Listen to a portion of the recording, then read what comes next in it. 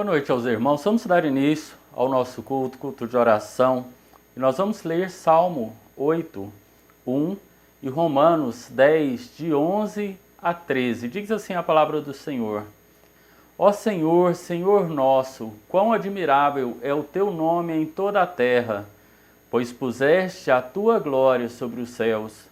Porque a Escritura diz, todo aquele que nele crer não será confundido. Porquanto não há diferença entre judeu e grego, porque um mesmo é o Senhor de todos, rico para com todos os que o invocam. Porque todo aquele que invocar o nome do Senhor será salvo. Amém? Que neste culto nós possamos invocar o nome do Senhor, vendo a riqueza que Ele tem nos dado, vendo a sabedoria e o discernimento que Ele tem dado aos seus, para nesses dias difíceis buscarmos a presença dEle, para nos fortalecermos espiritualmente, fortalecer outras pessoas espiritualmente. Por isso vamos louvar, vamos adorar ao nosso Deus e buscar a sua face, a sua presença nessa noite.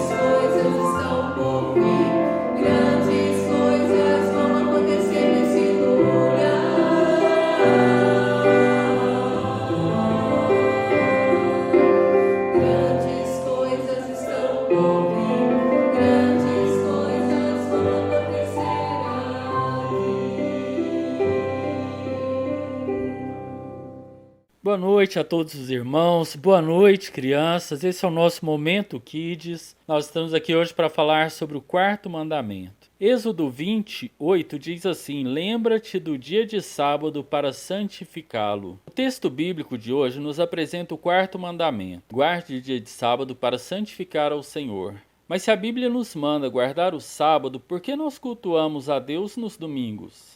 Vamos compreender uma coisa, o domingo é o primeiro dia da semana, não é? Mas para nós, parece que a semana inicia no domingo? Não parece que a semana se inicia na segunda-feira, que é quando vamos ao trabalho ou à escola? Pois é, o domingo, juntamente com o sábado, é chamado de final de semana. É final ou começo? Ficou confuso? Tem muita gente que trabalha ou tem aula normalmente no dia de sábado. Este motivo torna difícil a presença nos cultos se estes ocorrerem aos sábados. Tem um outro motivo muito especial mesmo pelo qual os cristãos se reúnem aos domingos para cultuar a Deus. Jesus Cristo, em um domingo, ele ressuscitou. A igreja primitiva, lá no livro de Atos dos Apóstolos, já se reunia aos domingos, sabia? Pois é, o fato de cultuar a Deus no domingo não nos faz quebrar o quarto mandamento. Devemos lembrar de sempre termos um tempo de qualidade para dedicar ao Senhor. Ele nos manda e quer que o busquemos e que aprendamos cada vez mais sobre Ele e sobre o seu amor por nós. Então lembre-se, reserve um tempo para Deus, frequente a EBD, aos cultos,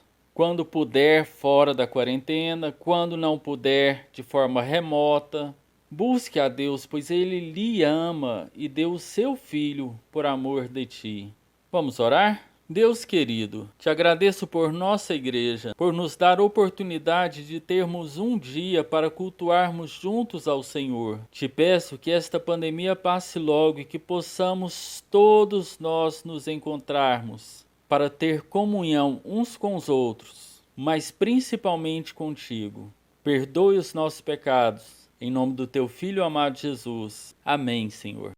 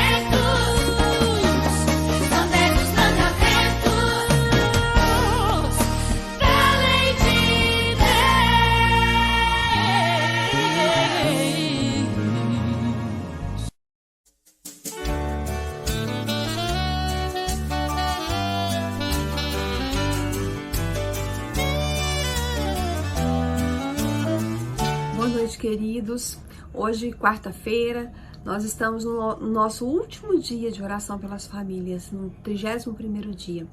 Espero que você tenha sido abençoado, espero que a sua casa tenha sido abençoada. E não se preocupe se você tem enfrentado dificuldades, pense em tudo que nós refletimos nessa semana que passou, nesse mês que passou, e em como Deus atua nas nossas famílias, em como Ele realiza milagres, em como Ele muda a nossa história. Coloque a sua fé e a sua esperança unicamente no Senhor. Creia que seus filhos foram dados por Ele, que são a sua herança e que Ele pode então transformar a sua família numa família de bênçãos, numa família abençoada. Lá no Salmo 127, versículos 4 e 5, a palavra de Deus nos diz assim: como as flechas estão na mão de um homem poderoso, assim são os filhos na juventude. Feliz é o homem que tem sua aljava cheia deles. Eles não serão envergonhados, mas falarão com os inimigos no portão. Amém? Esses versículos estão dizendo que aquele homem que tem muitos filhos e que sabe formar e educar os seus filhos, ele é um homem poderoso. Ele é um homem que não teme o inimigo, porque ele sabe que ele está seguro na sua casa. Irmãos, antigamente, né, quanto mais filhos você tinha, mais próspero e bem-sucedido você era. Os filhos eram um sinal de riqueza. E ainda são, porque eles são a herança do Senhor, nós vimos isso ontem.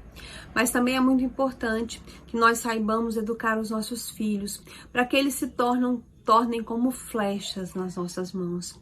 Nós podemos atirá-los para onde nós quisermos.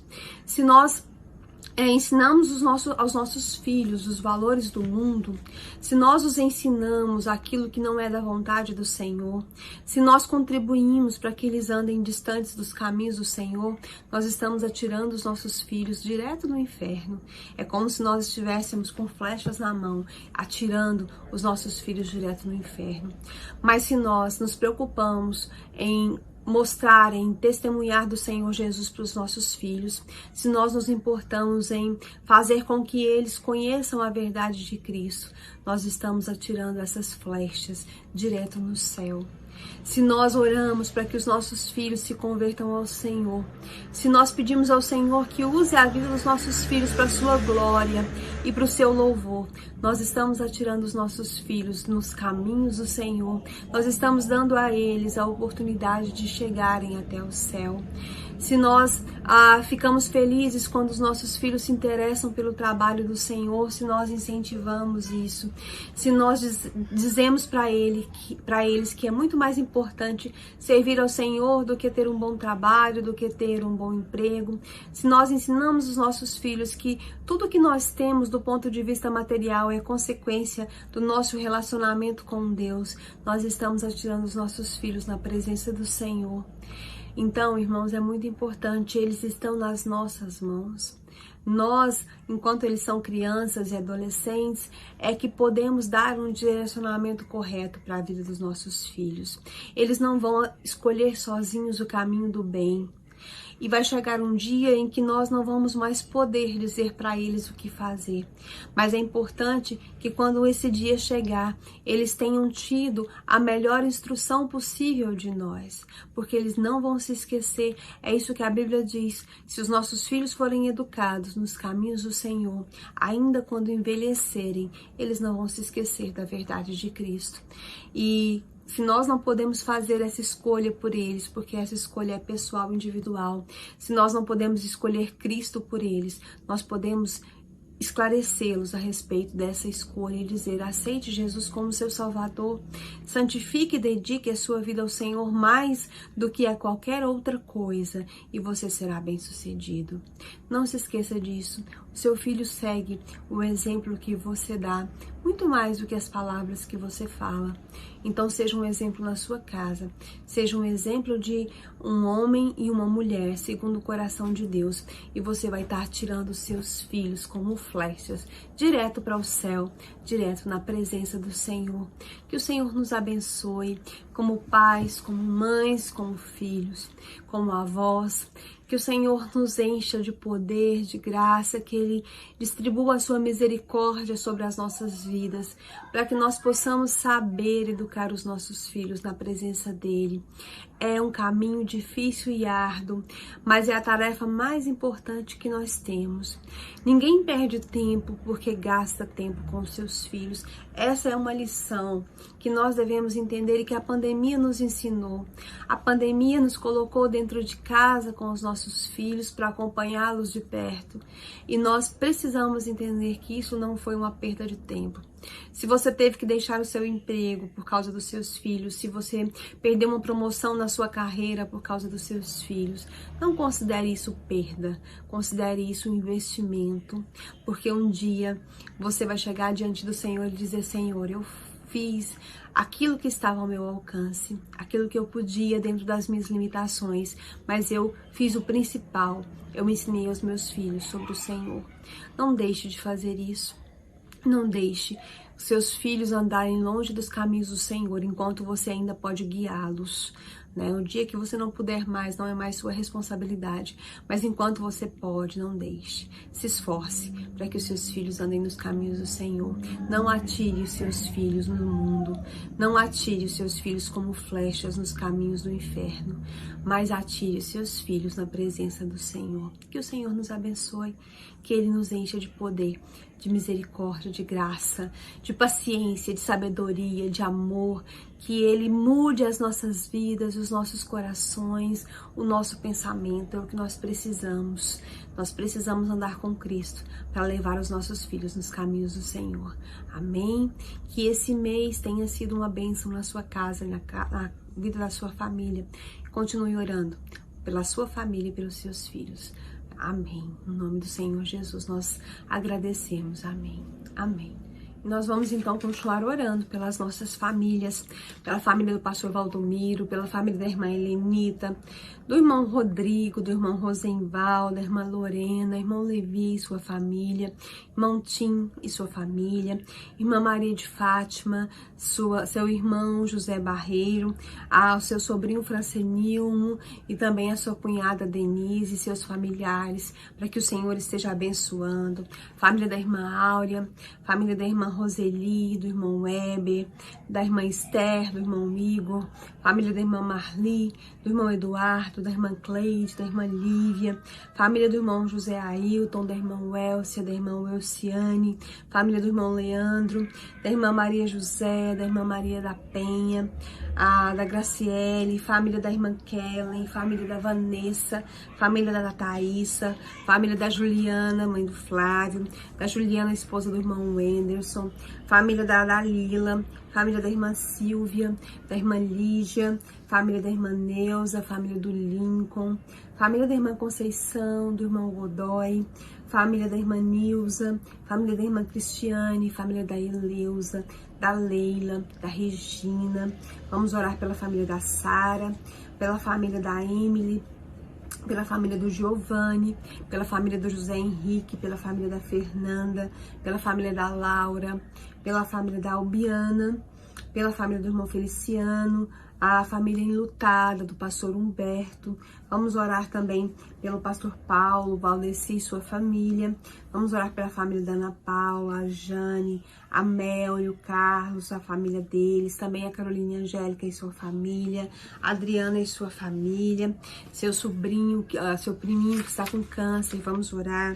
Família da irmã Iracene, família da Miriam Genu, da Cidinha, a família da irmã Rose, a Patrícia e sua família, Lindaura e sua família, a Selma e sua família, a Célia e sua família, Luciene e família, também a família enlutada do irmão Elcio da primeira igreja. Vamos orar por essa família, o Duílio e sua família, a família enlutada do Dr. Saulo, a Rosa e sua família, o Fausto. Vamos agradecer a Deus pela recuperação, a sua família também. Vamos orar. O pastor Joel de Nova Glória e sua família, o Silvani e sua família, a Vardeuzinha e sua família, a Ângela e sua família, a Jussara, filha da irmã Conceição e sua família, a Nilde e sua família, também o irmão da irmã Conceição e sua família. Ele vai fazer uma cirurgia do coração. Vamos orar para que o Senhor então esteja abençoando. Agradecer a Deus também pela prima da irmã Cristiane, que está melhor, está se recuperando. Vamos orar nesse instante. Vamos orar também pelo irmão Antônio, e a sua família, a Antônia lá de São Paulo e sua família. Vamos orar pelo pastor Arildo e sua família, pelo pastor Vanderlei e sua família, pelo pastor Roberto e sua família, e pela Maria lá de São Luís, que está com Covid, e sua família, todos os demais que precisam das nossas orações, que estão enfermos, enlutados. Vamos orar nesse instante, vamos clamar a misericórdia de Deus. Oremos. Senhor Deus e Pai, ó Deus, o Senhor que é Deus de graça e de misericórdia. Ó Deus, que nesse instante o Senhor venha se fazer presente nas nossas vidas. Que o Senhor nos faça entender, ó Deus, a nossa responsabilidade como pais. Que o Senhor nos faça entender que os nossos filhos são herança do Senhor. Que eles são, ó Deus, uma recompensa que o Senhor nos dá. Que eles significam que nós somos prósperos e que nós somos abençoados pelo Senhor. Ó Deus, que o Senhor enche o nosso coração de alegria pelos filhos que o Senhor nos deu. Que o Senhor enche o nosso coração de esperança no futuro dos nossos filhos. Que o Senhor nos ajude a confiar no Senhor e a saber que o Senhor está cuidando dos nossos filhos, que o Senhor está nos orientando e nos dando sabedoria. Nós sabemos, ó Deus, que nem sempre é fácil, mas nós sabemos que o Senhor pode todas as coisas. Então, nesse instante, nós queremos te pedir, ó Deus, abençoa as nossas famílias, os relacionamentos na nossa família. Ó Deus, que como pais, como mães, que nós sejamos, ó Deus, capazes de educar os nossos filhos de acordo com a tua vontade. Que nós não possamos recorrer a irritá-los, ó Deus, ou a tratá-los mal, mas que possamos dar a eles o carinho, a atenção que eles precisam, que possamos dar a eles o exemplo de vida que eles precisam. Ó Deus, que os nossos filhos sejam abençoados, que eles sejam santificados, que o Senhor possa usá-los, ó Deus, para fazer grandes coisas e uma grande obra. Que o Senhor possa estar, ó Deus, na vida de cada um dos nossos filhos, das nossas crianças, dos nossos adolescentes, dos nossos filhos já adultos. Ó Deus, também eu te peço que o Senhor esteja abençoando, ó Deus, aqueles que se desviaram dos teus caminhos. Filhos, pais, ó Deus, irmãos, sobrinhos, genros, noras, netos. Nós clamamos nesse instante por todos aqueles que um dia conheceram o Senhor e que hoje andam distante dos teus caminhos. Nós sabemos que o Senhor é Deus de graça e de misericórdia e que o Senhor pode retornar cada uma dessas pessoas ao convívio da tua casa, ao teu convívio, à tua graça, à tua segurança e à tua proteção. Toca nesses corações e transforma essas vidas, que onde quer que eles estejam andando, ó Deus, longe do Senhor, que o Espírito Santo do Senhor incomode esses corações e que as nossas famílias possam servir ao Senhor unidas, que o Senhor possamos nos orgulhar de estar, ó Deus, fazendo a tua vontade na nossa família. Ó Deus, que possamos nos orgulhar de ser famílias que proclamam o teu nome. Também quero te pedir nesse instante por aquelas famílias que têm enfrentado o Covid, tantas enfermidades, que o Senhor tenha misericórdia de cada enfermo. Ó Deus, que o Senhor abençoe. Muito obrigado por aqueles que o Senhor tem restaurado. Muito obrigado pela tua graça e pela tua misericórdia. Continua conosco nesse tempo de pandemia, cercando as nossas famílias de cuidado, de proteção e nos abençoando a cada dia. Abençoa as famílias enlutadas, aquelas que choram, ó Deus, a partida dos seus entes queridos. Que o Senhor console, conforte cada coração, que o Senhor renove a esperança e que as tuas promessas, ó Deus, se façam presentes nas nossas vidas e na vida das nossas famílias, porque nós cremos que o Senhor é o nosso pastor e que nada nos falta, cremos que o Senhor nos dá o alimento, o Senhor nos dá o sustento enquanto nós dormimos, nós cremos que se o Senhor não edificar a nossa casa, em vão trabalham aqueles que a edificam, e nós cremos que o Senhor é quem tem nos dado uma família, tem nos dado filhos, e o Senhor, ó Deus, então vai nos abençoar nessa caminhada. Senhor Jesus, cumpre a tua vontade nas nossas vidas, manifesta o teu poder, a tua glória nas nossas casas, perdoa os nossos pecados. Ó Deus, muito obrigada por esses dias de oração, por cada um que colocou na sua presença a sua família, os seus filhos. Abençoa de modo, ó Deus, excelentes. Ó Deus, traz bênçãos sobremaneira sobre cada casa, sobre cada lar, sobre cada pai, sobre cada mãe, sobre cada filho, sobre cada esposo e sobre cada esposa. Ó Deus, nós te pedimos perdão pelas nossas faltas, nós te exaltamos pelo teu poder, pela tua glória e pela tua majestade. Bendizemos o teu nome porque o Senhor é santo, santo, santo, é justo, é fiel. A terra toda está cheia da tua glória e nós te bendizemos, nós te adoramos, nós exaltamos o Senhor na beleza da tua santidade e nós fazemos isso no nome poderoso de Jesus. Amém, amém. Que o Senhor abençoe você e a sua família nesta noite e que as chuvas de bênção sejam derramadas sobre os nossos lares. Em nome de Jesus. Amém.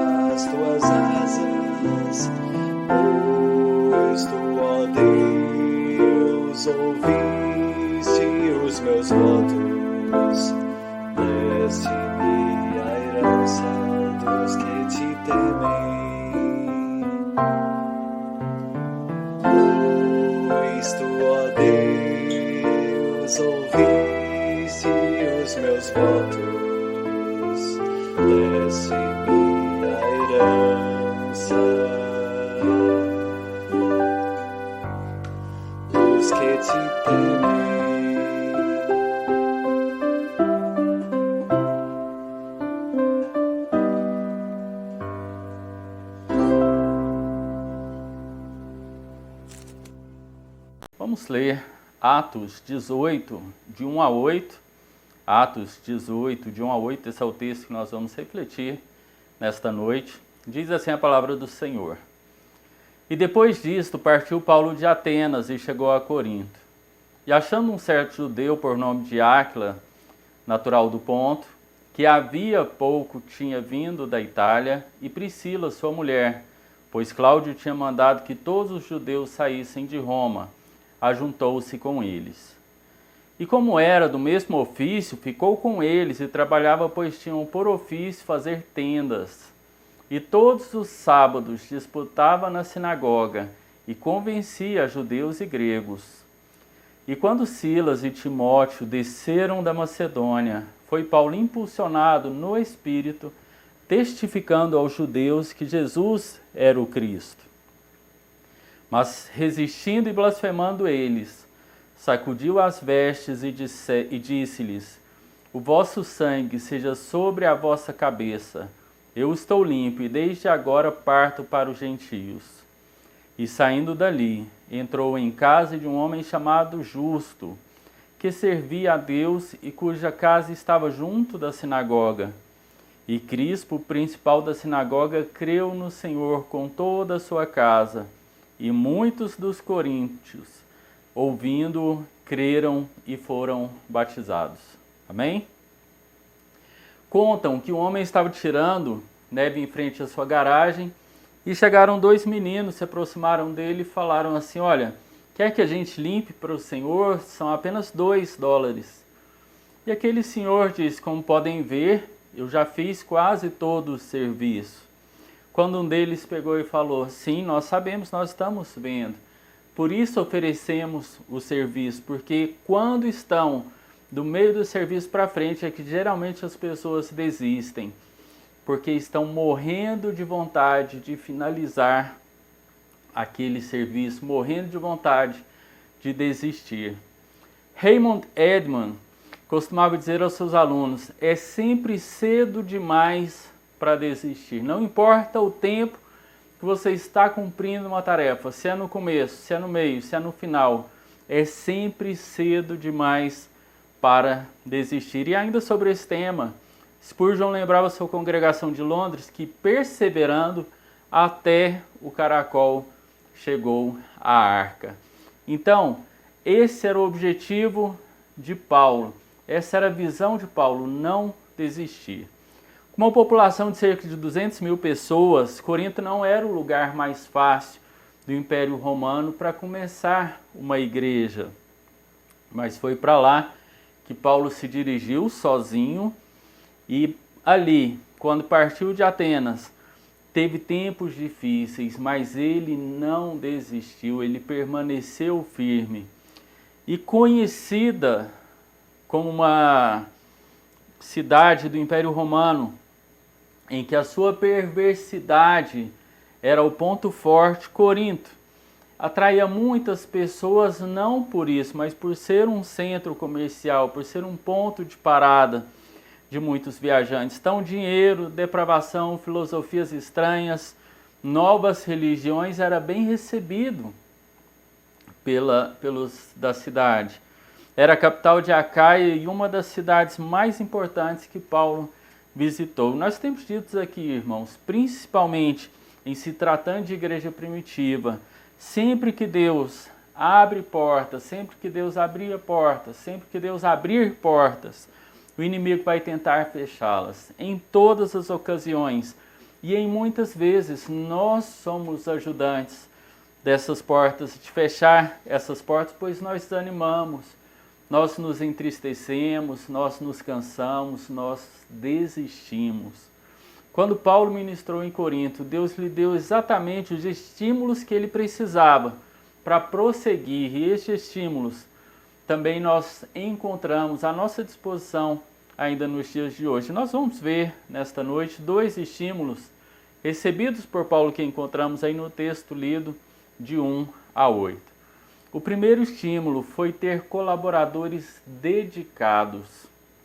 Depois de ministrar ali aos filósofos da Grécia, Paulo chegou a Corinto decidido a engrandecer o nome de Jesus Cristo, a levar a mensagem da cruz, a depender do Espírito Santo exclusivamente e apresentar o Evangelho com simplicidade. Se ali ele tinha usado toda a sua erudição, em Corinto, ele queria usar o Evangelho, apresentar o Evangelho com toda a simplicidade. Havia muitos filósofos e mestres em Corinto que aproveitavam da população, pois era uma população supersticiosa, uma população cheia de crenças, E esses filósofos e falsos mestres itinerantes, eles abusavam dessas pessoas, eles aproveitavam da ignorância dessas pessoas. E a mensagem de Paulo e o próprio ministério de Paulo poderiam ser interpretados também indevidamente por essas pessoas, como que ele tivesse com intenções escusas, como que ele tivesse com segundas intenções, como se ele tivesse ali um propósito escondido para evangelizar, para levar essa palavra. Então, um dos recursos que ele usou para se diferenciar dos falsos profetas, dos falsos religiosos, foi trabalhar como fabricante de tendas. Pela providência de Deus, ele foi trabalhar como fabricante de tendas, e ali ele encontrou um casal judeu, Áquila e Priscila, que como ele também trabalhavam nesse ofício com couro. Interessante que os rabinos judeus, eles não aceitavam o dinheiro dos seus alunos para poder dar aula. Por isso eles procuravam ter sempre um ofício para que eles pudessem levantar o próprio sustento. Na cultura deles, era esperado que todo menino judeu aprendesse uma ocupação, independente se fosse a ocupação que escolheriam mais tarde ou não, mas era necessário que eles tivessem uma ocupação ainda quando novo, que eles aprendessem uma ocupação. Os rabinos diziam que aquele que não ensinar o filho a trabalhar, está ensinando ele a roubar. Por isso Paulo aprendeu a fazer tendas de couro e se sustentou enquanto exercia o seu ministério, conforme ele mesmo relata em 1 Coríntios 9, 6 a 15, e em 2 Coríntios 11, de 6 a 10. Então ele, para não depender de ajudas do pessoal daquela região, também para não ser confundido com os falsos profetas, com os filósofos itinerantes, ele usou da sua ocupação para poder se sustentar. A palavra de Deus aqui ela não garante que naquele tempo Áquila e Priscila já eram cristãos, mas é bem provável que já eram. Existe a probabilidade de que eles tenham sido membros fundadores lá na igreja em Roma. Mas independente disso, nós sabemos que era um casal dedicado, um casal que servia fielmente a Deus e também a Paulo, ao ponto de colocar as próprias vidas em risco em função deles. Está escrito lá em Romanos 16, 3 e 4. Além disso, eles ajudaram ele em Éfeso e também ajudaram a igreja fazendo reuniões na sua própria casa. Então, de fato, eram membros importantes da equipe de Paulo. E ele agradeceu a Deus por esses colaboradores. Irmãos, vocês não fazem ideia, não sabem como pastores, líderes, missionários são gratos a Deus por pessoas como Áquila e como Priscila. Gente com as mãos dispostas a trabalhar, com o coração e o lar consagrados ao Senhor, para que o Senhor use os seus bens na obra dele. Na nossa igreja nós temos a satisfação de termos muitos irmãos assim, creio que falo não apenas por mim, mas também pelo pastor Valdomiro, pelos líderes da nossa igreja. Nós temos muitas pessoas assim, somos gratos a Deus porque Deus coloca essas pessoas. Deus coloca essas pessoas para nos estimular, para que tenhamos disposição de permanecermos firmes na obra do Senhor. Paulo vivia e trabalhava também com Áquila e Priscila, mas aos sábados ele testemunhava sem qualquer constrangimento na sinagoga. Ele tinha propriedade para isso, se sustentava para isso e era o principal motivo da sua estadia ali em Corinto. Era levar o evangelho, era testemunhar sobre Jesus.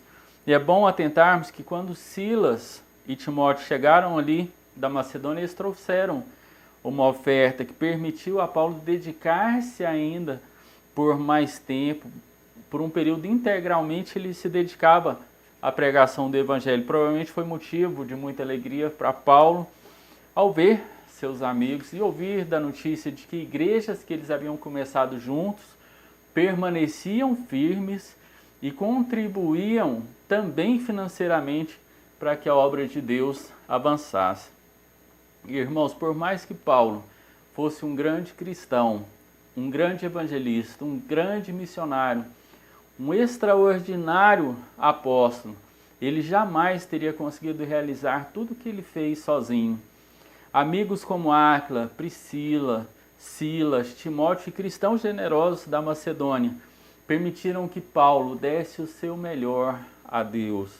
No momento de maior necessidade, ele recebeu encorajamento tanto dos amigos cristãos antigos, quanto também dos que ele havia acabado de conhecer. E sem dúvida, isso deve servir de lembrança para que nós continuemos a estimular os nossos amigos, os nossos irmãos na obra do Senhor, para que a gente continue a estimular o nosso pastor na obra do Senhor, para que haja vigor, para que sejam revigorados para levar a mensagem do Senhor. Como bem escreveu Ralph Emerson, ele diz assim: é evidente que Deus não deseja que sejamos todos ricos, poderosos ou grandes, mas por certo deseja que sejamos todos amigos, todos amigos. É inconcebível nós vermos na igreja, nós vermos no corpo de Cristo, pessoas que não são amigas, pessoas que não têm algo em comum, colaboradores dedicados. Nós precisamos ser uns com os outros. Gálatas 6:2, Paulo expressou essa ideia quando ele disse assim: levai as cargas uns dos outros e assim cumprireis a lei de Cristo.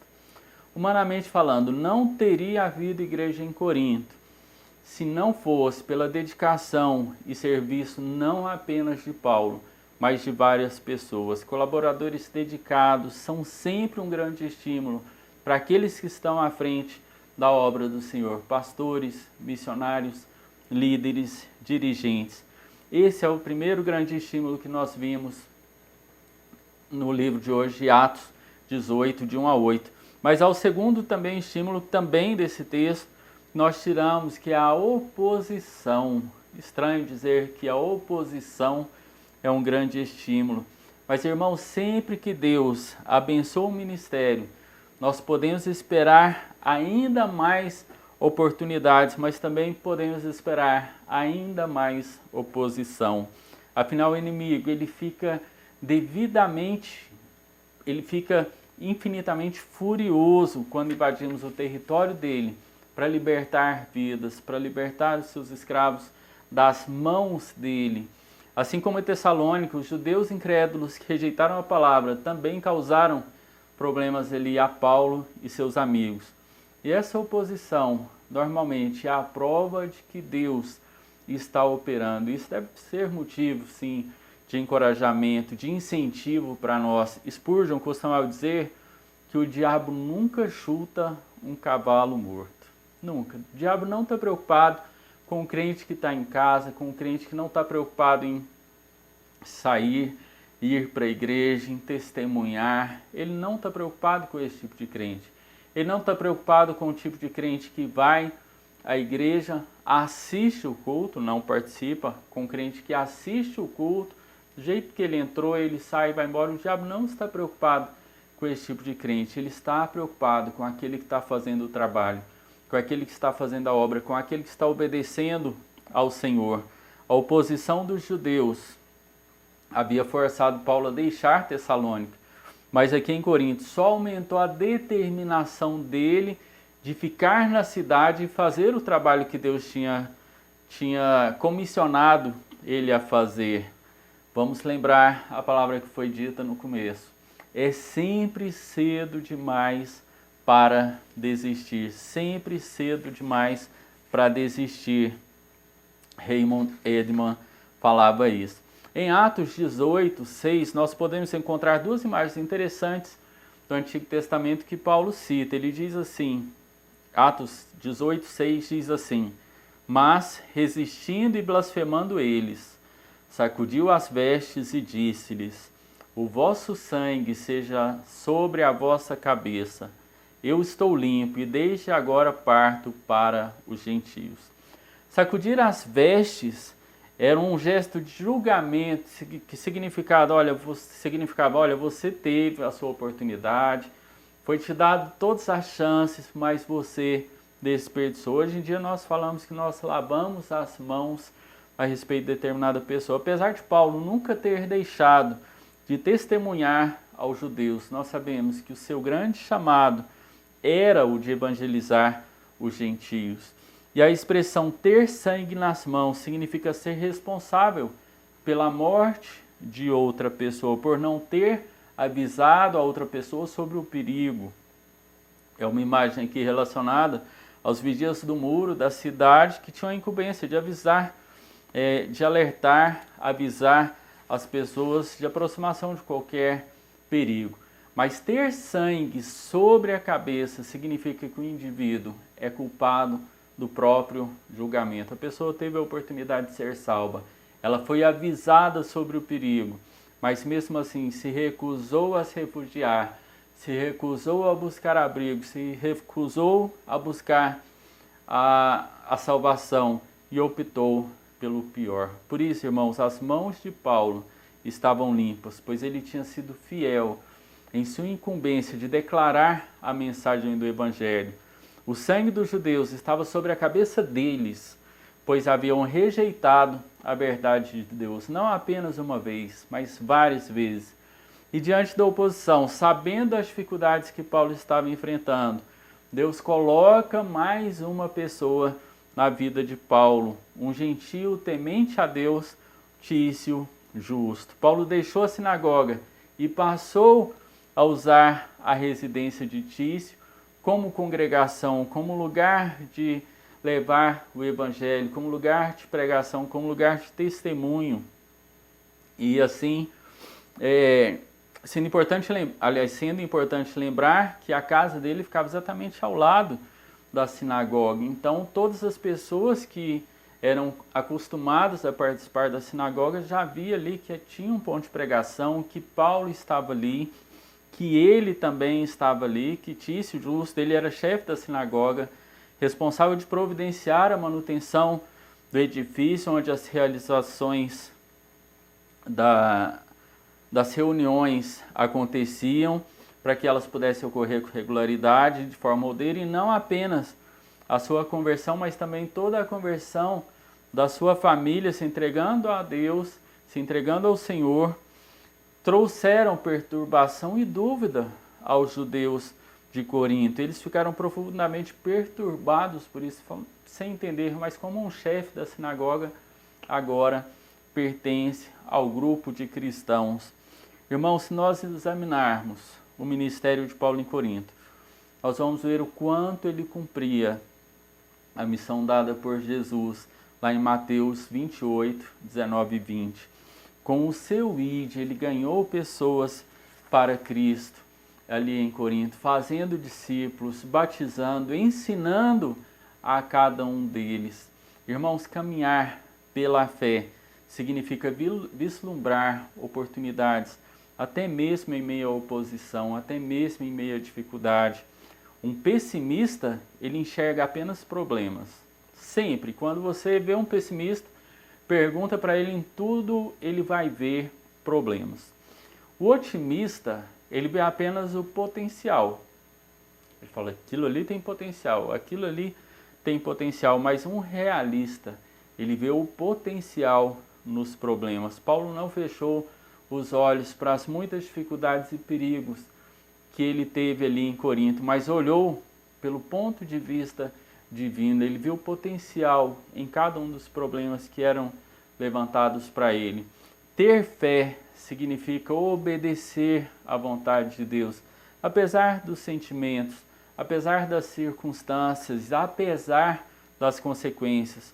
Nunca houve local algum que fosse fácil servir a Deus. Nunca houve. Se nós temos essa ilusão, provavelmente a gente não estava servindo a Deus. Nunca houve algum local que fosse fácil servir a Deus. Nem na igreja é fácil servir a Deus. Paulo, em 2 Timóteo 3,12, ele disse, ora, todos quantos querem viver piedosamente em Cristo Jesus serão perseguidos.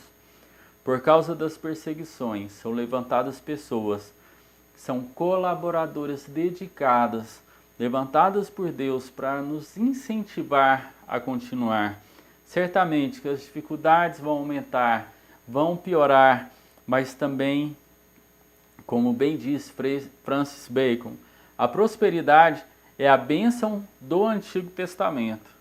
Se você ler o Antigo Testamento, nós vamos ver lá que a prosperidade é a bênção do Antigo Testamento, mas a adversidade é a bênção do Novo Testamento. Quanto a igreja cresceu diante da adversidade.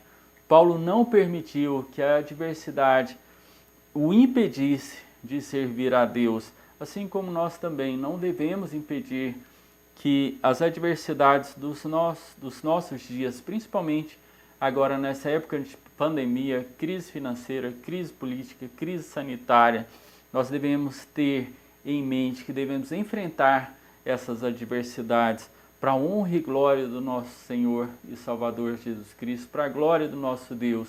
Devemos anunciar o Evangelho, apoiando uns aos outros, tendo como incentivo esses dias difíceis, tendo como incentivo o cuidar de uns aos outros, para que assim a obra do Senhor avance, para que assim nós possamos fazer como Paulo fez, perseverar. Nunca é cedo nunca é tarde demais para persistirmos, irmãos. Nós devemos persistir, nós devemos lutar, nós devemos encorajar uns aos outros e nunca é cedo demais para desistir. Por mais que a gente esteja no começo, no final, nós devemos perseverar, nós devemos lutar, nós devemos avançar. Por mais difícil que chega, Deus tem levantado pessoas e vai levantar muito mais pessoas ainda para nos incentivar nessa caminhada difícil. Que Deus esteja levantando você, irmão, você, irmã, que está participando deste culto, para cooperar, para ajudar que a igreja avance. Não a Igreja Batista Vida e Paz, ela também, mas a Igreja do Senhor a avançar, a proclamar o reino de Deus. Que o irmão ou a irmã possa ser usado nesse propósito, possa servir de estímulo à obra do Senhor. E você que está participando deste culto, que ainda não teve a oportunidade ou talvez se recusou da oportunidade de servir a Cristo Jesus, de crer nele, de crer na mensagem da cruz, essa mensagem bonita de que Deus se fez carne para viver como um de nós, viver uma vida santa, uma vida pura, e mesmo assim morrer pelos nossos pecados, pelas nossas falhas. E ele fez isso para que a nossa inimizade fosse então acabada, para que a gente fosse reconciliado com ele. Ele buscou a reconciliação, mesmo estando certo e nós errados. Ele buscou se reconciliar conosco através do sangue de Jesus Cristo derramado na cruz. E ele fez isso por mim, por você, por nós. Que você hoje tenha entendido essa mensagem e que seja dia de transformação, dia de salvação na sua vida. Que Deus esteja abençoando a cada um de nós. Tenhamos uma ótima noite, no nome de Jesus.